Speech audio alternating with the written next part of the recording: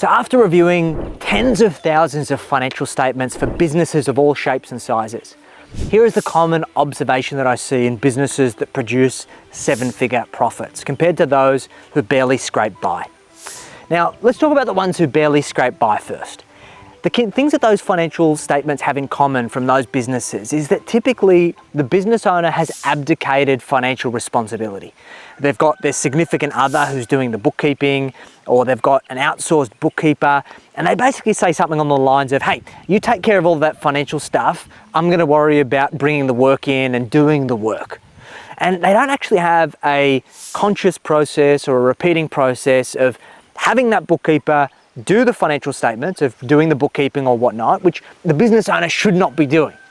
But they're actually not even having any regular financial meetings to review those financial statements and reports. They're basically doing it just purely to keep themselves out of trouble with the ATO and to do it because they were told that's what they should do as business owners. Compared to businesses that produce seven figures in profit, like over $1 million a year in profit. And interestingly enough, we've got some clients who only do about $2 million a year in revenue and are able to produce over $1 million in profit. For many of our clients, their average profit margin is over 30%, which means they're only doing about $3 million a year in revenue, which might seem amazing. But interestingly enough, we've seen businesses that do 10, 50 million, even $100 million a year and barely scrape by. Now, the businesses that are getting those seven-figure plus profits have an intentional financial operating rules process. What do I mean by that? Well, they have a regular cadence that their bookkeepers are usually doing their books by the first week of the following month.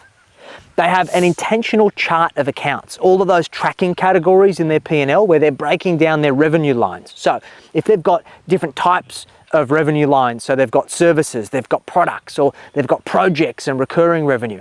In many cases, they've got 3 to 5, potentially even 10 revenue lines. They then have their cost of sales broken down and clearly aligned with the revenue centers. They've then got their operating expenses with no generic categories. There's no generic expenses or general expenses or things that are vague. They acknowledge that if a stranger picked up those financial reports and reviewed them, they would be able to know what every single expense is.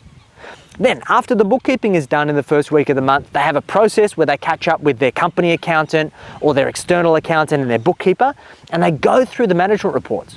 They have a conversation around what was the activity that we did to produce those results? Where did we succeed tracking against our plan? Where can we improve for next month? And then they use that in order to iterate their financial strategy for the next 30, 60, 90 days in order to continue to elevate the results. I didn't stumble across success initially. Now that I have a business that's over 25 million, we employ almost 50 people now. That wasn't easy. That came with a lot of mistakes. And in fact, my first serious business was a men's fashion business called Siete Clothing Co.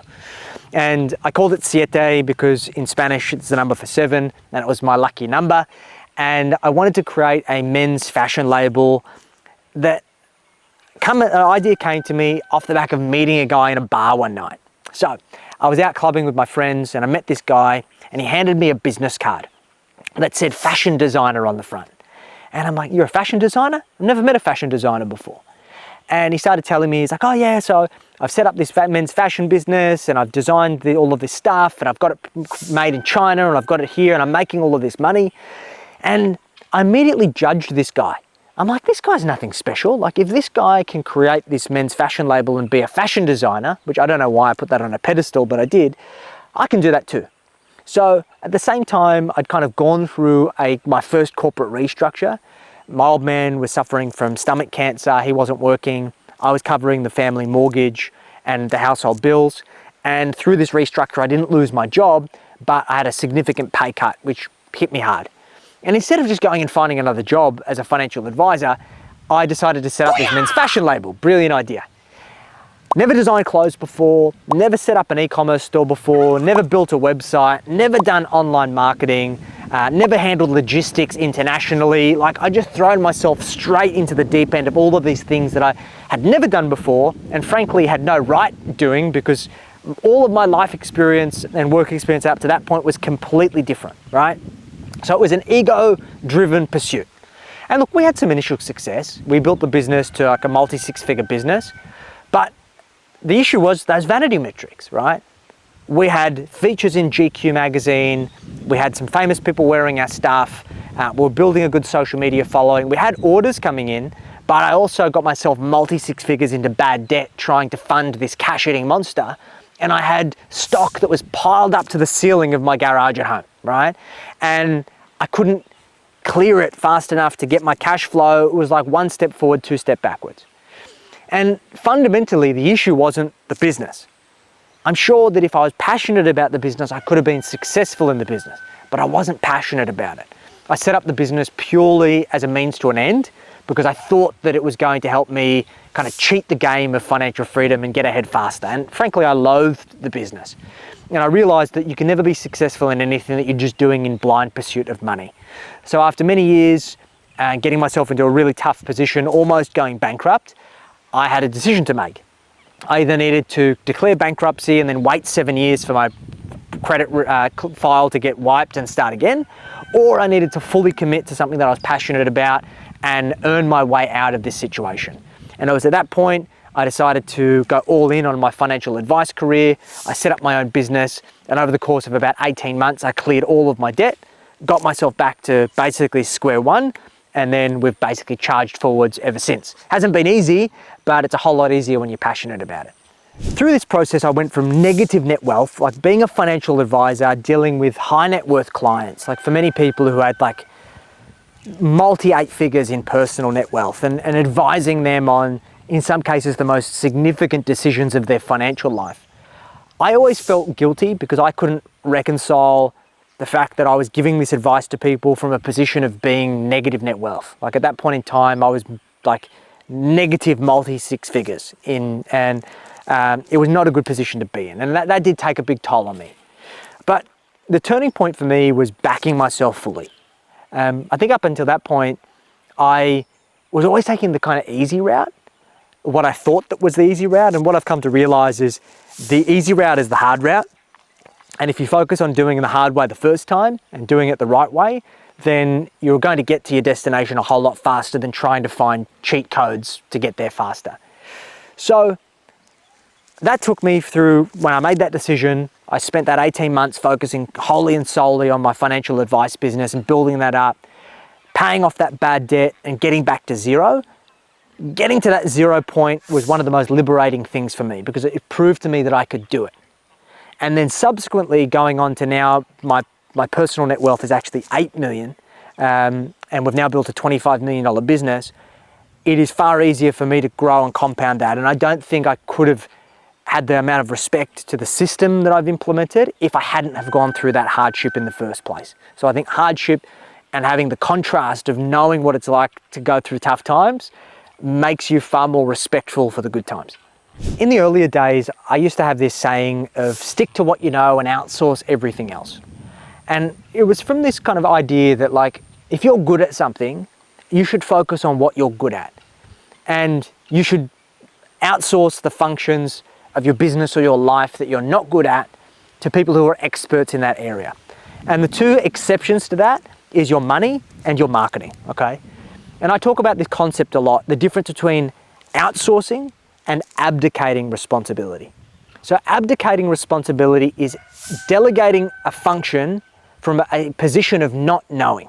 Like, you don't know how to do something, you don't know what success looks like, you don't know if somebody's having a lend of you, and for that reason, you're taking a blind leap of faith, right? And when you abdicate responsibility around your money, like you hire an accountant and trust them to do all of it without checking. You hire a financial advisor and you follow all of their recommendations without question. You hire a CFO and you get them to run all of your bank accounts in your business, right? If there's no checks and balances, how do you know that you're not being taken advantage of? And I've seen so many people either be taken for a ride by charlatans who've taken advantage of them, or end up making decisions that they didn't really understand the consequences of those decisions because they're just blind faith. So I believe that no one will ever love your money or your marketing like you do, and it's your duty and responsibility to learn the fundamentals. So then you have the ability to outsource functions of that from a position of knowing, right? That you understand the fundamentals, you know the process, you've gone through some of the reps, and then when you do choose to bring people onto your team to help support you, that you can hold them accountable. Because I believe that these should be 50-50 partnerships. You should not invest your money unless you've got a deep understanding of what's going on.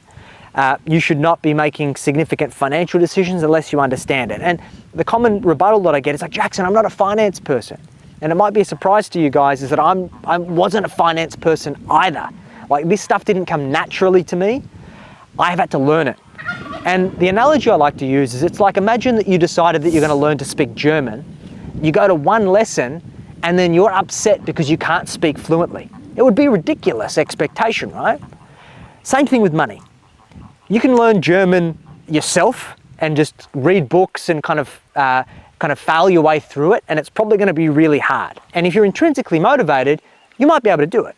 Or you get a tutor, you get a mentor, somebody that's got a proven system that they can shortcut your learning. It's still going to be hard, but they can avoid you having to pay the idiot tax. The same thing happens with your money. You can learn by reading my books, you can learn by watching my videos, or you can learn by working with our team of trusted mentors and advisors who can help you shortcut your learning and go from being financially incompetent to being financially competent. So I believe that 98% of businesses fail for two fundamental reasons. One, most business owners are financially illiterate because they've abdicated financial responsibility to trusted partners that they believed were going to protect them from the bad decisions that inevitably would lead to their downfall. And this is supported by the fact that the vast majority of accountants, which is what most business owners choose to rely on, who they're choosing to abdicate financial responsibility to, are reactive and not proactive. And I'll explain to you why. And this becomes this vicious cycle, this dichotomy that leads to business failure, and it can be solved quite easily. When you're not in a position of knowing and you make an assumption that your accountant is the financial guru that's going to take care of all of these decisions for you, you have this sigh of relief, right? You're like, oh, pressure off my chest, weight off my shoulders. I can just focus on doing what I do best. Your accountant, if they're reactive, is only focused and remunerated on keeping you out of jail, okay? And that is just based on you doing your bare essential compliance, doing your business activity statements and IAS statements, doing your financial statements and your tax returns, and essentially ensuring that you meet those submissions, right? But what often happens is that business owners aren't given proactive advice around their tax structure. They're not given a proactive tax plan, because for all of our clients, we believe there should never be a surprise tax bill. Tax is a consequence of making money. So if you understand how much consequence comes from making money, then you have a deeper understanding of what your tax liability should be, so there should never be a surprise.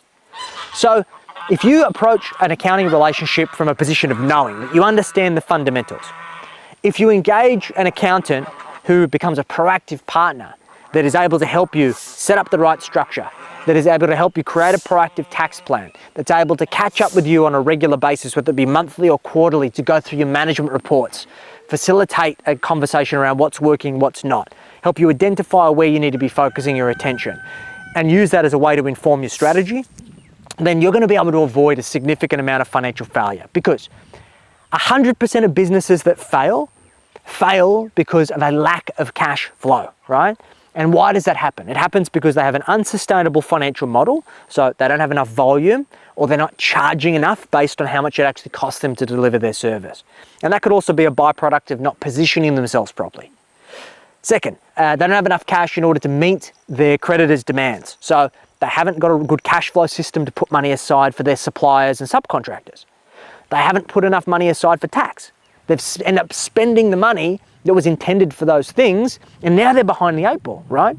Because they thought that they had money aside for those things, or they didn't plan for it at all, and then before they know it, the money's gone, and then they've got these mounting liabilities, right? Or they do not have enough of a war chest in their business to navigate unforeseen events, right? Legal claims, volatility of cash flow, seasonal fluctuations, macro events that happen, black swan events that happen, right? Because there's things that are outside of our control. But what we can control is the financial model, our cash flow system, and our war chest. And if you implement these things and you learn how to drive these things, then the likelihood that you're ever going to fail is going to drastically reduce. So if you're a 7-figure business and you'd like to go from being focused on vanity metrics to creating 7 figures or more in profit, then we urge you to complete the Financial Performance Scorecard. Click the link below and it'll take you about 3 minutes to complete a series of questions around your profit strategy, your tax strategy, and your wealth strategy. And it's going to provide you with a customized report that'll help you identify what are you doing well, but where are the opportunities for you to make meaningful improvements across all of your finances, and provide you with some valuable tools to start implementing straight away. So click the link below, complete the Financial Performance Scorecard, and let's have a conversation around how we get you to 7-figure profits faster.